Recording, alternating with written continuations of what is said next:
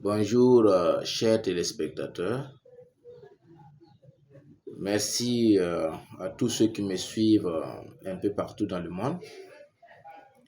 Alors aujourd'hui, nous sommes encore là devant vous pour vous exposer quelques éclaircissements que certains m'ont demandé en privé concernant les tabous et les interdits que nous avons expliqués dans les vidéos passées. Alors, il y a un des internautes qui me pose la question, à savoir ce que veut dire mort rouge. Voilà. La mort rouge, c'est une victime. Alors, c'est une victime d'un accident. Prends par exemple, celui qui est mort par accident, c'est lui on appelle mort rouge. Alors, si quelqu'un a moré, on appelle kumiuru. Voilà, je dis en moré, on appelle ça kumiuru. Alors, le kumiuru, c'est ou encore le mort rouge. C'est quelqu'un qui est mort par accident qu'on appelle le kumiuru. Alors, dans la tradition Mwara, le kumiuru ou la mort rouge, le kumiuru ou quelqu'un qui est décédé par accident, c'est par exemple celui qui est mort par accident de voiture, qui est mort par accident de moto, ou encore celui qui est décédé par noyade, celui qui est mort par pendaison. Alors, voilà, c'est ce qu'on qualifie donc de mort rouge. Alors, si par exemple, dans la tradition Mwara, quelqu'un qui est mort par accident, le corps, on ne l'envoie pas en famille pour laver et aller enterrer. Vous savez que dans toutes les communautés, c'est pas seulement dans la communauté Mwara, quand quelqu'un meurt, il y a de ces pratiques-là qui sont des pratiques très anciennes. Il faut laver le corps, voilà, l'habiller en blanc et aller l'enterrer. Voilà, ça, ce sont des pratiques qui existent dans toutes les communautés. Voilà. Mais dans la tradition Mwara, lorsque quelqu'un est mort par accident, on le qualifie de mort rouge. Et sur son corps, on ne l'envoie pas en famille pour laver et aller enterrer. Non, non, on ne le fait pas. Voilà, ce qu'on fait, c'est quoi? On l'enterre le lieu du drame. Voilà. Même celui qui est mort, par exemple, lors d'une guerre, on qualifie cette mort-là de mort rouge. Donc, on n'envoie pas le corps là en famille pour laver et aller enterrer. Si on l'envoie en famille et on le lave pour aller enterrer, c'est très dangereux pour la famille. C'est très, très dangereux pour la famille parce que ce phénomène-là va se reproduire de façon successive. Donc, pour éviter cela, on n'envoie pas le corps là en famille pour être lavé et aller enterrer. C'est pas possible, on ne le fait pas. Donc, voici un peu ce que j'avais à expliquer certaines personnes qui sont rentrées en privé pour me demander ce que ça veut dire. Alors, il y a d'autres personnes aussi qui sont rentrées en privé pour me demander la question sur les histoires de rapports sexuels entre hommes mariés et femmes mariées d'autrui. Voilà, on a dit c'est pas bien. Voilà, même étant célibataire ou femme mariée, ou voilà, même si tu es célibataire, tu ne dois pas faire la cour aux femmes mariées d'autrui.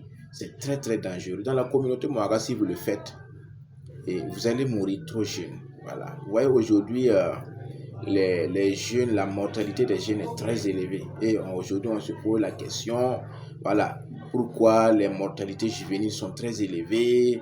Voilà, donc c'est très dangereux. Voilà, donc on ne couche pas avec la femme d'autrui. On ne couche pas avec la femme d'autrui. Non, c'est pas possible. Puisque cette femme que vous courez derrière elle, c'est une femme qui est déjà reconnue par une communauté bien précise. C'est une femme qui est déjà reconnue par des ancêtres d'un homme. Alors, si vous sortez avec elle, vous aurez des conséquences sur votre vie. Bon, ces conséquences-là sont quoi? C'est surtout et les maladies. Voilà, les maladies, genre, s'il y a ces maladies, par exemple, qui vous allez souffrir financièrement et vous allez avoir des maladies chroniques et même la médecine moderne ne pourra pas avoir des solutions pour vous. Voilà. Et aussi, cette femme en question, lorsque en réalité, et puis il y a des femmes aujourd'hui qui sont responsables de ce phénomène-là, puis il y a de ces femmes, c'est elles-mêmes qui font la cour aux hommes dehors.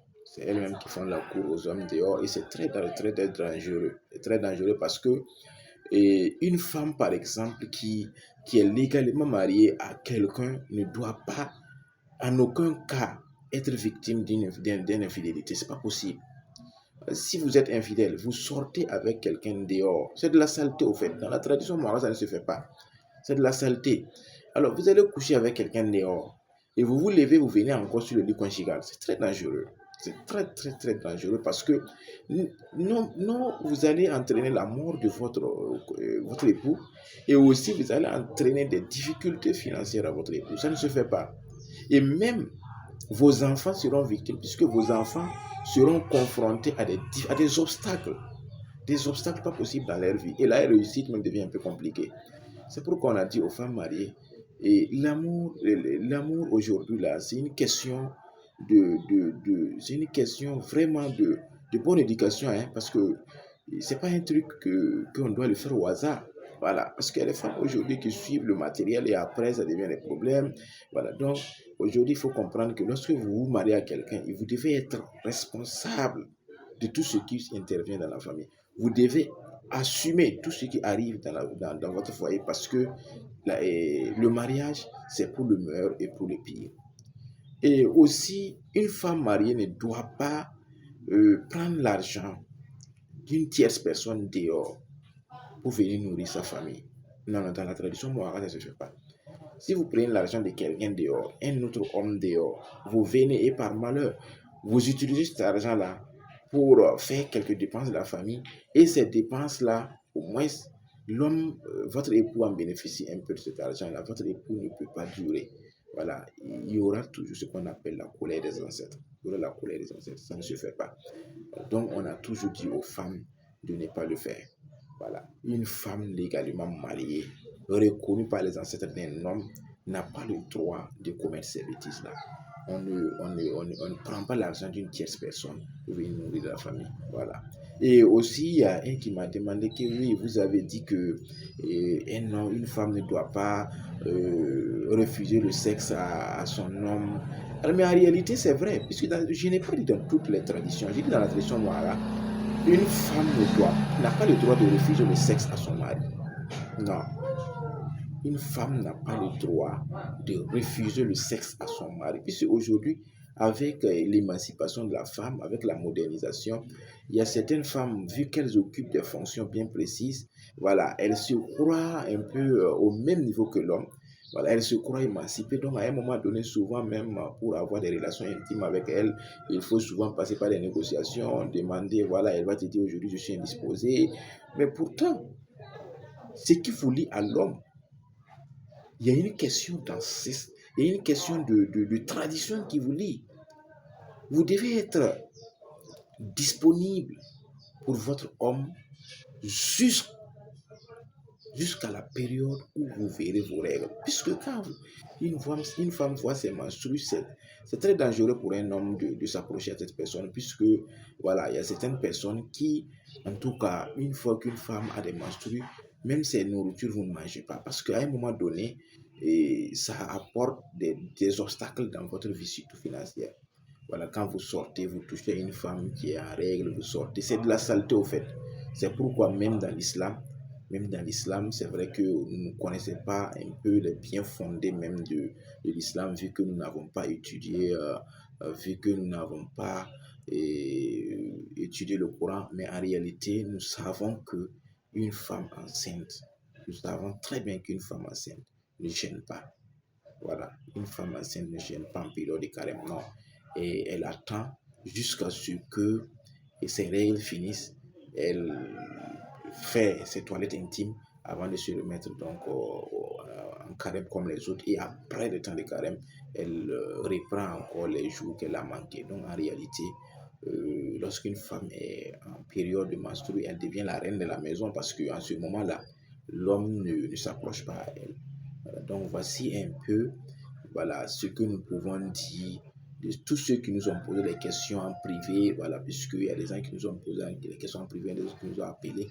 Donc, pour les autres aussi qui ont besoin d'explications sur certains phénomènes que vous n'avez pas bien compris, voilà, nous vous exhortons à nous poser des questions et nous allons vous apporter des éclaircissements. Merci beaucoup à tous ceux qui me suivent et excusez-moi pour d'avoir été un peu bref parce que le temps aussi donc joue sur le poids de notre vidéo. Et aussi, je vous demande de suivre nos vidéos et de vous abonner à notre page YouTube pour plus vous bénéficier de plus de vidéos sur les traditions, les interdits, les tabous. Merci beaucoup. Merci à tous ceux qui nous suivent. Merci bien.